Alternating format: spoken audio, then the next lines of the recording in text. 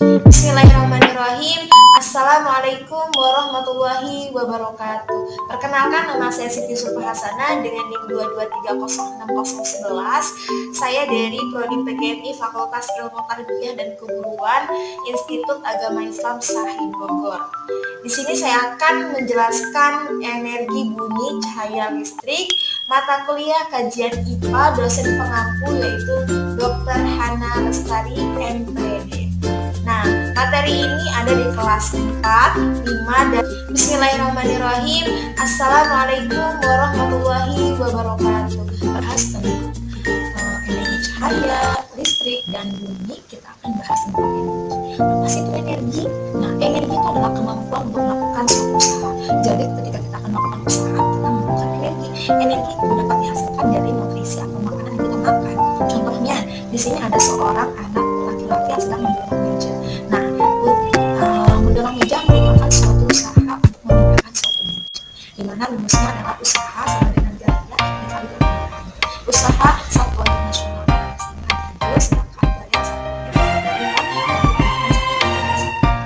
Selanjutnya ada macam-macam bentuk energi kinetik, yaitu ada energi mekanik, energi listrik, energi bunyi, energi cahaya, dan energi radiasi. Nah, akan kita bahas ada 3 energi. Yang pertama ada energi bunyi, energi cahaya, dan energi listrik. Nah, pasti kalian sudah banyak mendengar bunyi yang tidak ditentukan oleh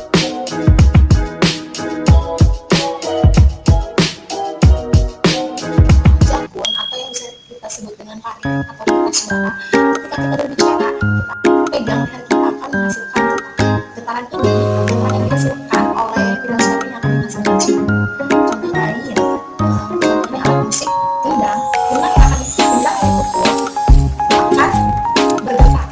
Getaran itu menghasilkan suara. Jadi benda yang bergetar akan menghasilkan suara atau menghasilkan bunyi. Terus, bunyi merupakan gelombang longitudinal.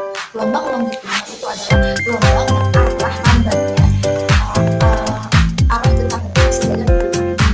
Kemudian ada bunyi merambat dalam yaitu dan gas. Jadi bunyi itu merupakan energi yang merambat melalui medium. Medium yang kita pakai 3 yaitu zat, padat, gas, dan cair. Kemudian bunyi merambat. Apa sih yang dimaksud dengan sumber bunyi? Nah, di sini kita akan bahas sumber bunyi adalah segala sesuatu yang menghasilkan bunyi. Contohnya, di situ ada gambar seorang perempuan yang sedang berbicara menggunakan toa. Jadi manusia itu menghasilkan suara melalui pita suaranya yang ada di tenggorokan. Ini namanya laring.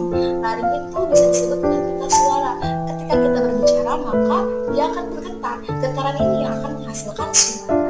Nah, kemudian di sini ada alat musik, ada gendang, ada gitar. Alat musik ini akan menghasilkan suara ketika dia dimainkan. Contohnya, gendang akan berbunyi ketika dia dipukul. Ketika dia dipukul, dia akan bergetar dan menghasilkan bunyi. Kemudian ada gitar. Di sini ada gitar. Gitar tidak bisa menghasilkan suara kalau tidak dimainkan. Jadi gitar bisa menghasilkan sumber bunyi ketika dia dipetik. Ketika gitar dipetik, dia akan menghasilkan getaran. Getaran tersebutlah yang akan menghasilkan sumber bunyi. Ini yang disebut dengan sumber bunyi. Sumber bunyi adalah segala sesuatu yang menghasilkan bunyi. Selanjutnya, jenis bunyi berdasarkan frekuensi itu dibagi menjadi 3. Yang pertama ada infrasonik, ada ultrasonik, dan ada ultrasonik. Jadi apa sih infrasonik? Infrasonik itu adalah bunyi yang frekuensinya di bawah 20 Hz. Contohnya yaitu yang bisa mendengar yaitu jangkrik, gajah, dan jerapah.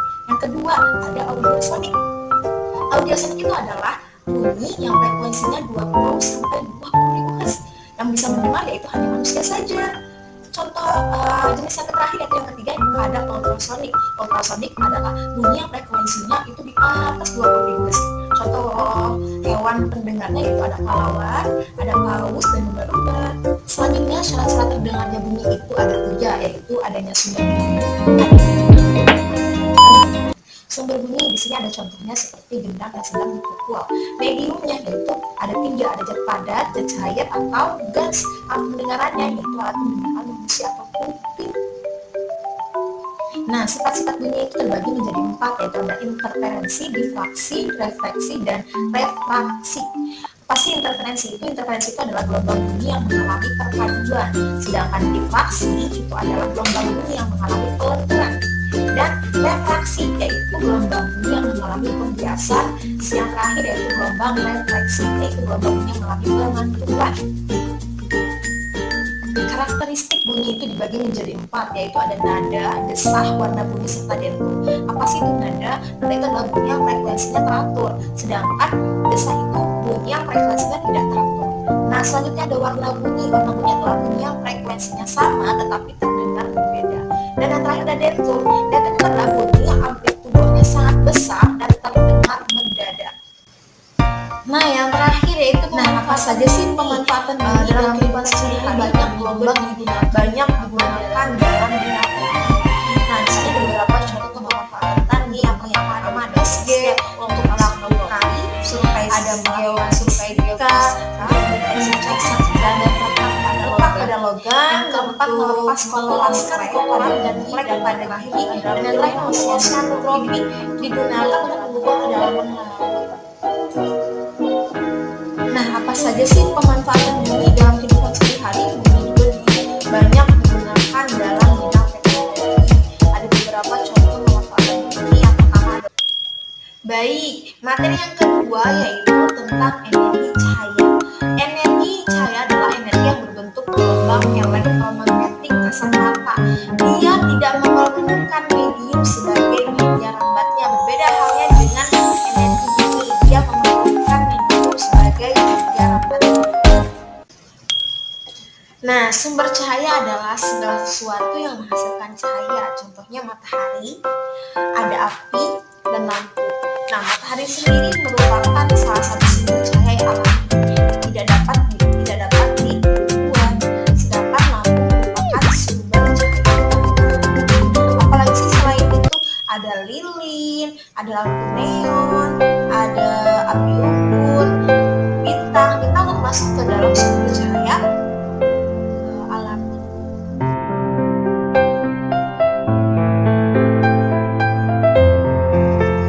Nah, di sini ada beberapa manfaat dari sinar matahari atau energi cahaya, yaitu salah satunya ada matahari.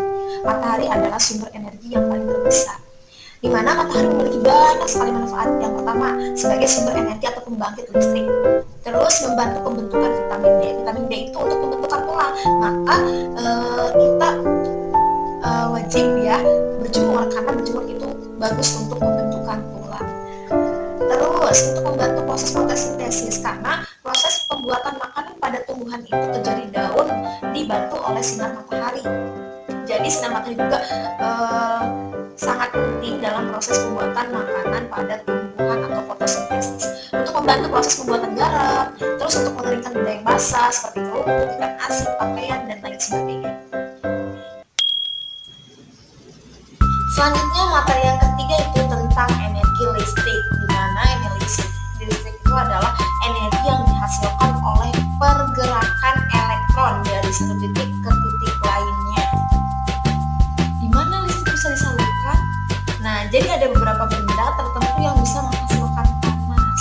Contohnya seperti kabel, terus adanya besi, tembaga, dan lain sebagainya.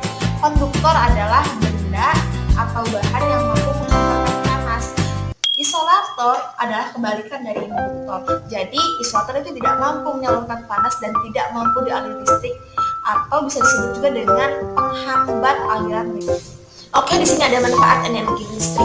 Energi listrik itu di rumah kita untuk menggunakan berbagai macam alat rumah tangga seperti televisi, mendengarkan radio, mengoperasikan komputer, penerangan, dan lain sebagainya yang berasal dari PLTA, PLTD, dan PLTK. Jadi energi listrik itu bisa berubah menjadi energi panas, contohnya seperti setrkaan. Energi listrik bisa berubah menjadi energi cahaya, contohnya bola lampu, lampu neon, dan lain sebagainya. Energi listrik juga bisa berubah menjadi energi gerak seperti contohnya kipas angin. Akar pendidikan itu rasanya pahit tapi buahnya manis, Aristoteles. Oke, cukup sekian dari saya. Kurang lebihnya mohon maaf. Wabillahi taufiq wal hidayah. Wassalamualaikum warahmatullahi wabarakatuh.